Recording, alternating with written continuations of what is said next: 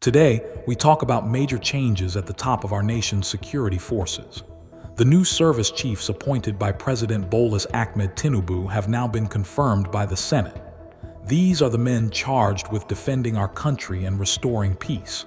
We'll unpack what these appointments mean, the challenges ahead, their messages, and what you, the citizen, should know. In late October 2025, President Tinubu announced a major reshuffle of the military high command.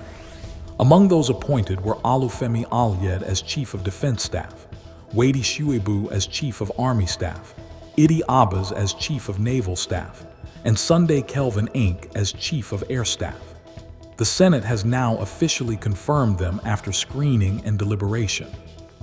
This decision comes as Nigeria continues to face deep security challenges, from insurgency in the northeast to banditry in the northwest, oil theft in the Niger Delta, maritime crimes, and kidnapping across states. The government says the appointments are meant to strengthen security and bring fresh energy into the armed forces. When the new Chief of Defence Staff, General Olufemi Oluyede, appeared before the Senate, he made a strong call to the federal government. He urged the government to empower the Nigeria police force with proper funding so that the military can focus on its main constitutional role, which is protecting the country from external threats. He said the police should handle internal security, and the military should concentrate on defense and counterterrorism operations. He also spoke about the importance of adequate funding for the armed forces. According to him, without enough resources, the war against terrorism will drag on. He called on the government to invest in local production of military equipment, stressing that relying on imported weapons is not sustainable. Oluyede explained that Nigeria must build its own defense capacity to confront new threats, from terrorism to cybercrime. He added that security is not the job of the military alone. It requires cooperation from every citizen, institution, and community. He said it takes experience, sleepless nights, and full dedication to keep the nation safe. He added that if Nigeria fails to manage information effectively, challenges will persist.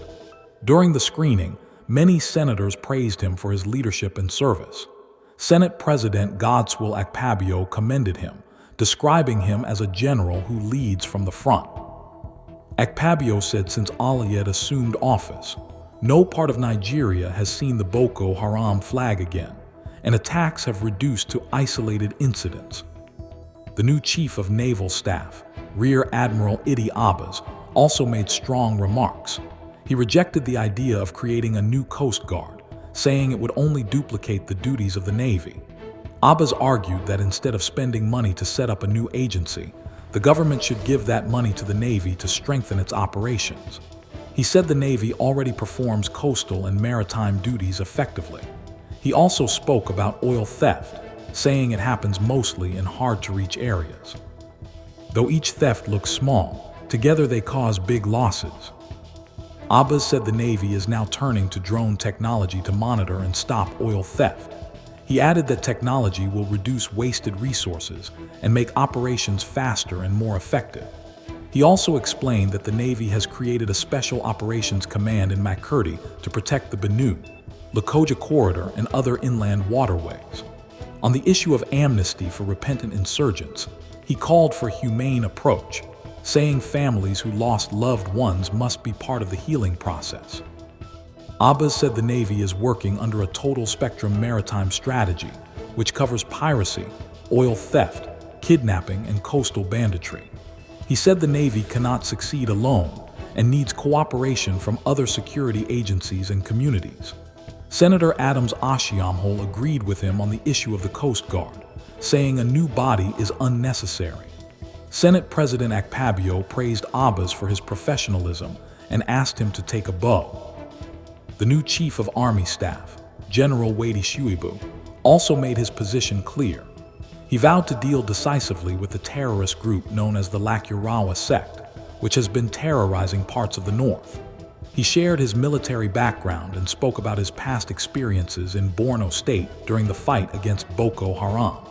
He said his men defeated many insurgents in the field and would continue to ensure that terrorists have no room to regroup or plan attacks. The Chief of Air Staff, Air Marshal Sunday Kelvin Aneke, spoke about his plans to lead a disciplined and strong Air Force. He said his goal is to keep insurgents running so they have no time to plan or strike.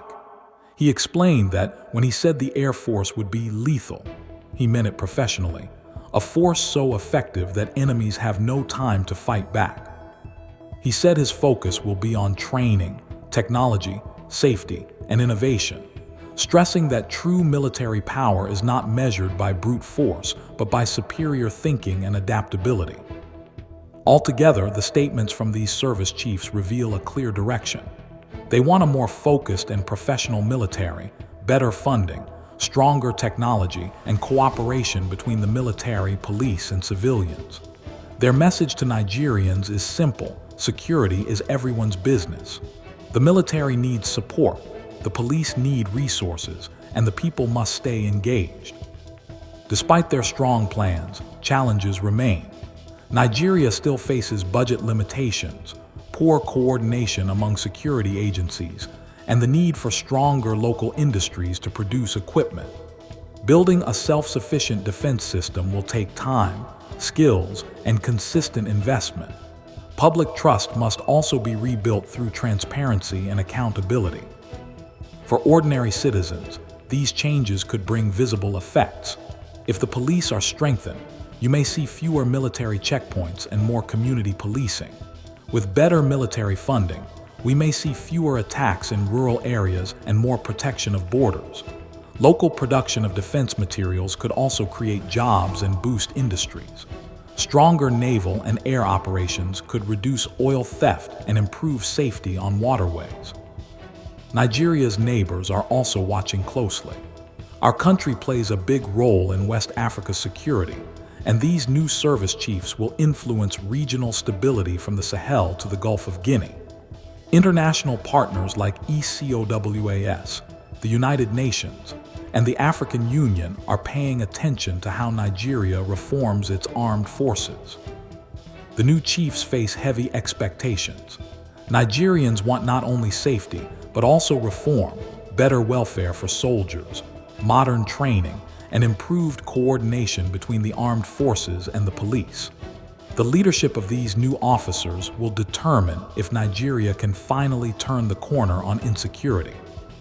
In summary, President Bola Ahmed Tinubu has placed strong men at the helm of Nigeria's military structure. Their vision is clear: empower the police, fund the armed forces, adopt technology, and support local defense production. The Senate has done its part by confirming them. Now it's time for results. So as citizens, we must stay alert, stay informed, and demand accountability. Ask questions, follow developments, and support efforts that promote peace. Security is not the job of one person or one institution. It belongs to all of us. Thank you for watching. If you found this report useful, like, share, and subscribe to stay updated.